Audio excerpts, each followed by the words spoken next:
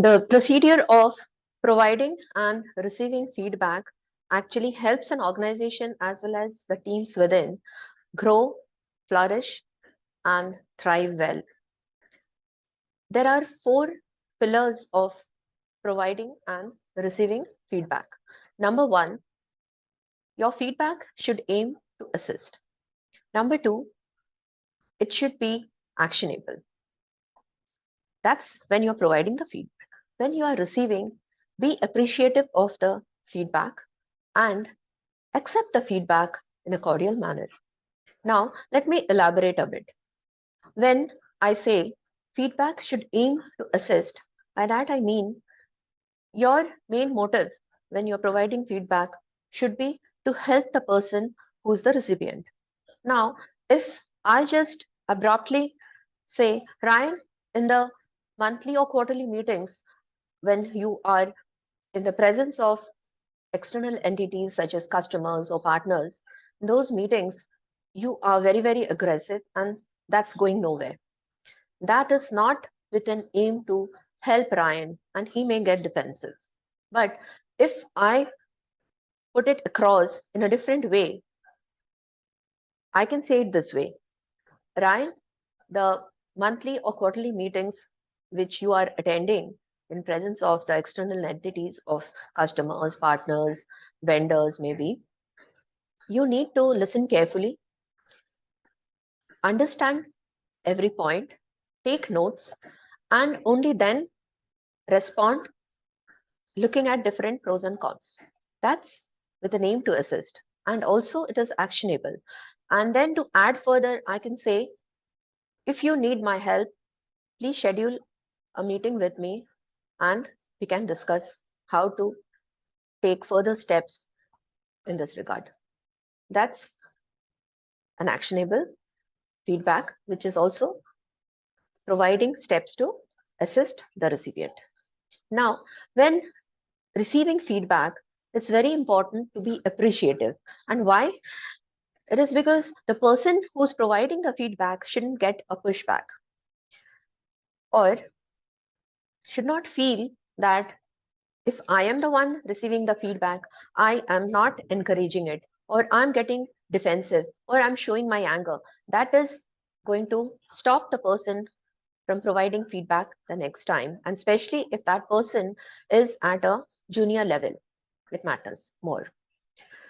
How we can be appreciative is by thanking the person who's able to provide the feedback. Feedback can be provided one on one in presence of other people, and it can be even in a crowded place where there is some presentation going on. And in my work experience, I learned this very early that organizational culture should support both ways, 360-degree feedback basically, providing and receiving feedback. If your organizational culture is not supporting it, you can always take the initiative to take this forward. And once you get aligned with this practice of providing and receiving feedback, you will know the benefits for yourself. Next, and the fourth point in receiving feedback is to accept the feedback well. Remember, I'm talking about accepting the feedback, not about the action, because both the provider and the recipient in a feedback process understands well that it is the responsibility of the recipient whether to take an action or do nothing about it. But at all situations, if I am receiving the feedback, what I do is I listen carefully, I try to understand the points behind the feedback, and then it's up to me to decide what to do about it or not to do anything about it or park it as a note and take action later. This is important. Also, I would like to share this. If you are receiving feedback in a crowded room where other people are present and maybe even external people are present, be it e-meeting or face to face, it doesn't matter. Always stay calm and appreciate. Actually, in my earlier days, actually, as a professional, I remember I received this feedback.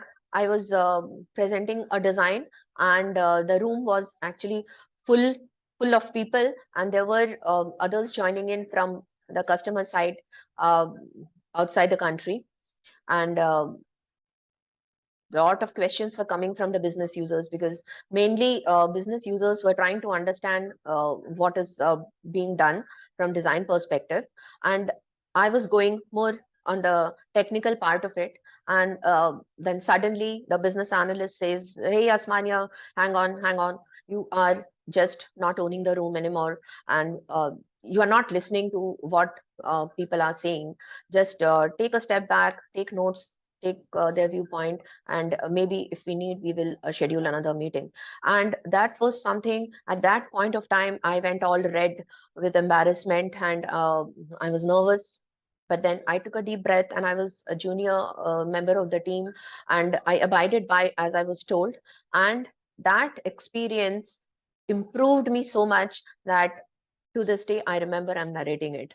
Okay, so yeah, importance of feedback. You need to practice it, providing and receiving, and then you will know what I mean. Okay, thank you.